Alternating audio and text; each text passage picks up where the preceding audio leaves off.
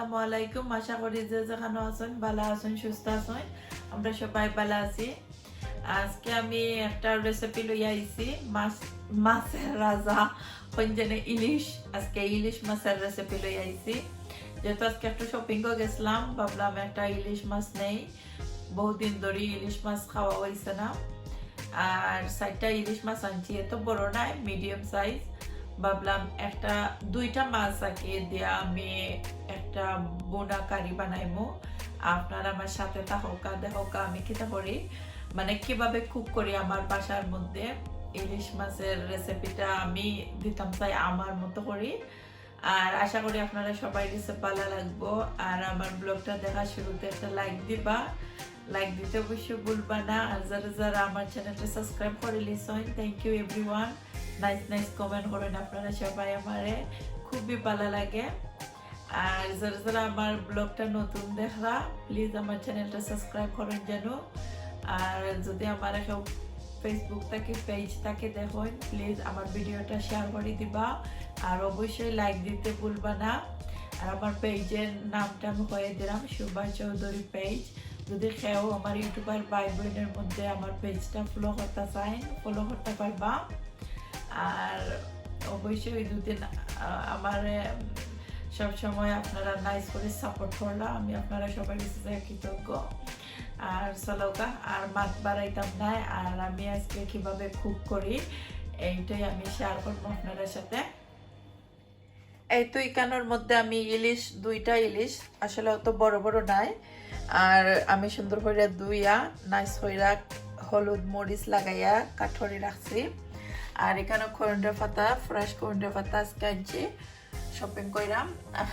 নাইলে আমি ফ্রোজেনও বেশি করিয়া রাখিলাই। আর এখানেও আমি ইলিশের মধ্যে এত বেশি মশলা দেই না, যেহেতু ইলিশ মাছের গোড়ানটা চাই কি। আর লেগে আমি আমার পরিমাণ মতো দিছি হলুদ মরিচ আর বাহর।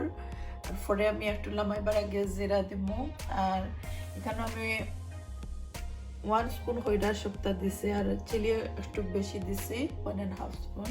এখানে টমেটো কাঁচামরিচ রাখছি, এখানে গার্লিক রাখছি পেস্ট। আর এখানে আমি একটু অনিয়ন অত বড় নাই কাঠরে রাখছি। এখন আমার সাথে থাকুক আপনারা, আর আমার ফুল ভিডিওটা ওয়াচ করবা। এখানে 1 কাপ পরিমাণে তেল দিছি। আর এখানোর মধ্যে আমি 4 পিস মাছ ফ্রাই করবো। আমি কিন্তু ফ্রাই মাছ, ইলিশ ফ্রাই খুব পছন্দ করি। আর আমার হাজবেন্ডে বেশি বুনা পছন্দ করেন, আমি ফ্রাই করে বুনবো। দেখোকা সাথে থাকুকা, দেখোকা আমি কিভাবে কুক করি। আর এই তো এখানে আমি বড় 4 পিস ফিশ, ফার্স্টে আমি সবগুলা ফিশ ফ্রাই করবো। আর আমি ফ্রাই করে বুনবো সবগুলা ফিশ। এই তো আমি ফিশগুলা দিলাম। আমার একটা ইলেকট্রিক কুকার, একটু গরম হইতে টাইম লাগে। আর যেগুলা গরম হয়ে যাব তাইলে আর কথা নাই, ঠান্ডা হইতেও টাইম লাগে। এই তো আমার এখানে রেডি হয়ে গেছে একদম, দেখতে পারা। গার্লিকটা আমি দিলাম 18।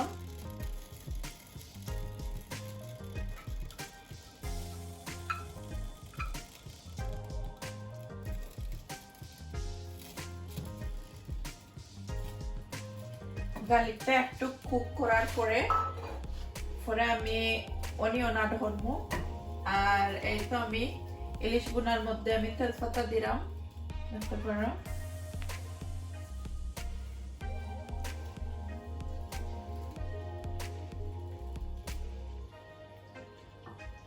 আর ইলিশ মাছ অত বেশি রান্না খাওয়া হয় না, বিকজ ইলিশ মাছ গোসা বেশি আর বাচ্চারা বেশি লাইক করেন না। এর লাগে অনেকদিন পরেই আনছি ইলিশটা। কুক হয়ে গেছে কি। আর এখন আমি অনিয়নটা দিলাম, যেহেতু এখানে আমার 2 ফিশ লাগে, আমি 2 অনিয়ন দিছি। আর এখন অনিয়নটা 10 মিনিটের মতো কুক করবো বালাটিকে নিয়ে, একদম ব্রাউন হওয়ার পরে মশলা আমি অ্যাড করবো।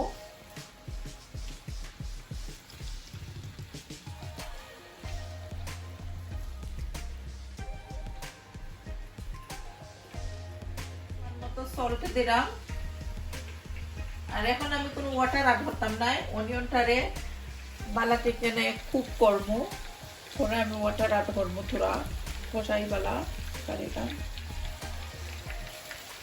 এখন আমি খাবার হয়ে রাখলিম, ফিশ ফ্রাই হয়ে গেছে কি। আর এখানে আমি 4 পিস মুসমুসা কইরা আরো একটু করবো। আর কারির লাগে ছোটগুলো দিমু, আর লাগে ছোটগুলো বেশি মুসমুসা করতাম না।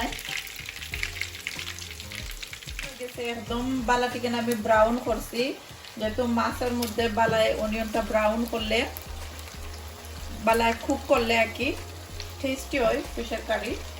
আর এই তো আমি মশলা কিছু আড করলাম, হলুদ মরিচ আর বাকর 1 করে আমি দিছি, আমি আমার পরিমাণ মতো দিছি। দিয়া আমি 1/2 কাপ পরিমাণে ওয়াটার দিয়া বালাটিকে মশলাটারে কষাইমু। আর মশলাটা যত বেশি কষাই বা কারির মধ্যে অত বেশি টেস্টি হয় কারি।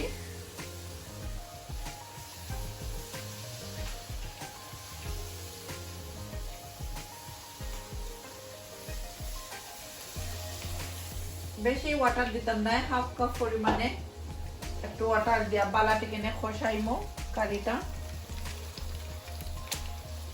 ও সরি, এটা মশলাটা কইলাম কারিটা। আর এটা আমার ইলিশ মাছও ফ্রাই হয়ে গেছে, অলমোস্ট রেডি। এই 5 পিস আমি রাখবো এমনি ভাতের সাথে। ফ্রাই ইলিশ আমি খাইতে খুব পছন্দ করি, ভাবলাম একটু রাখি 4-5 পিস। 2টা ফিশ আমি যদি বুনিও তো মানে ফিশ কারি বানাইলে আমার ছেলের কথা খাইতা নাই, তারা আমি আমার হাজবেন্ডটা খাইমু, বেশি হয়ে যাব পরে। বেশি পুরান হইলে আমার হাজবেন্ডে ভালো পাই না কারি, পুরান কারি না অত বেশি লাইক করেন না। এখন আমি কাঁচামরিচ আর 2টা টমেটো আর আমার পরিমাণ মতো কাঁচামরিচ দিলাম। আর এখানে আমি কষানিটা ফিনিশ হয়ে গেছে কি, মশলাটা বালাটি কিনে কষাই লিছি। আর দেখতে পড়রা এখানের মধ্যে আমি টমেটো আর কাঁচামরিচও অ্যাড করছি, এগুলো আমি আরো 5 মিনিটের মতো বালাটি কিনে কষাইমু। বালা পাই কড়া টোটালি এটা আমি একদম কড়া করে করলাম। আর ইলিশ মাছ একটু কড়া করে করলে বালা গোসাটা একটু কম লাগে, কম লাগে না মানে কি উড়ুদি ভাঙে যায় একটু লাগে হইলাম।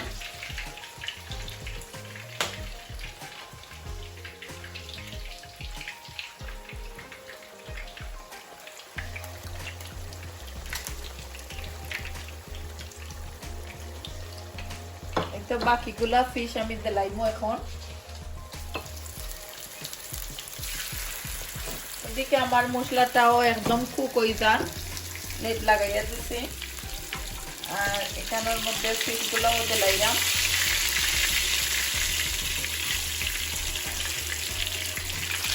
সবগুলাও পুরো ফ্রাই করে লইলাম। আমার ফ্রাই ফিশটা আমি সাজাইলিলাম একটু। আর আমার হাজবেন্ডে অনিয়ন রিং দি ফ্রাই ফিশ খাইতে লাইক করেন। আর ফ্রাই ভাতও যদি অনিয়ন থাকে তার কথা নাই, খুবই টেস্টি লাগে খাইতে, খুবই খুবই টেস্টি লাগে।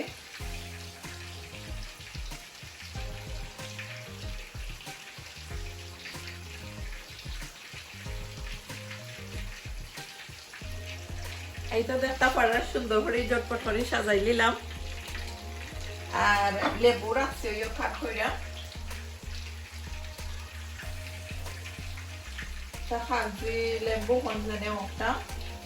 আর এটা আসলে কাগজি লেবু অত বেশি খেতা পাতলা দেখতে অন্যরকম লাগে। এটা আমার ফিশ ফ্রাই রেডি হয়ে গেছে। আর এখন মশলাটা অলমোস্ট রেডি হয়ে যাক, আরো 5 মিনিটের মতো কুক করবো। আর আমি এখানের মধ্যে 1 কাপ পরিমাণে ওয়াটার অ্যাড করছি। আমি বেশি জুল জুল রাখতাম না।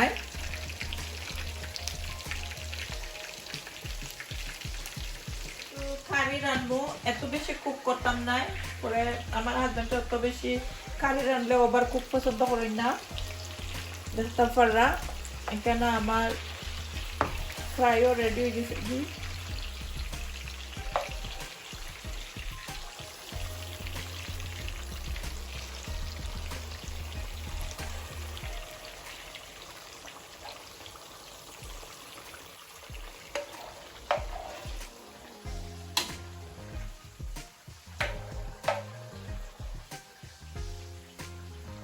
এখান থেকে আমি 1 স্পুন পরিমাণে একটু তেল দিলাম। আর এই ইলিশ মাছের ফ্রাই তেল দিয়া মানে কি কুক করলে টেস্টি হয় কারি, আমার আব্বাই কইতাম। দেখতে পারলাম ও এখানে আরো 2 পিস রয়েছে। আর যেহেতু ফিশটা ফ্রাই করে লিছি এর লাগে বেশি টাইম কুক করা লাগতো না, খালি জাস্ট 10 মিনিট কুক করলেও কুক হয়ে যাব। আমার ইলিশ মাছ বুনা রেডি হয়ে গেছে একদম। এখন আমি জাস্ট কোরিয়ান্ডার পাতাটা অ্যাড করবো। আর এই ইলিশ মাছের কারির মধ্যে তো আমি অবশ্যই কোরিয়ান্ডার পাতা একটু বেশি দিব।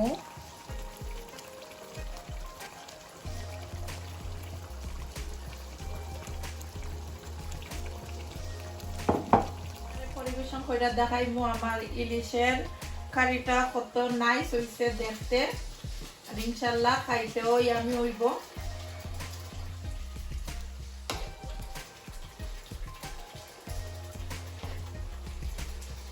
দেখো কাল লুক কত ইয়ামি। এই তো দেখতে পারা খুব সহজে ঝটপট রেডি হয়ে গেল ইলিশ বুনা।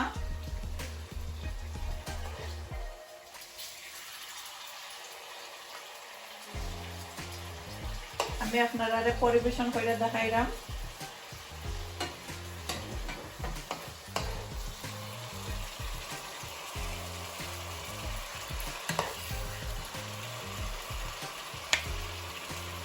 ভালো লাগবো আমার ইলিশ বোনা কারিটা।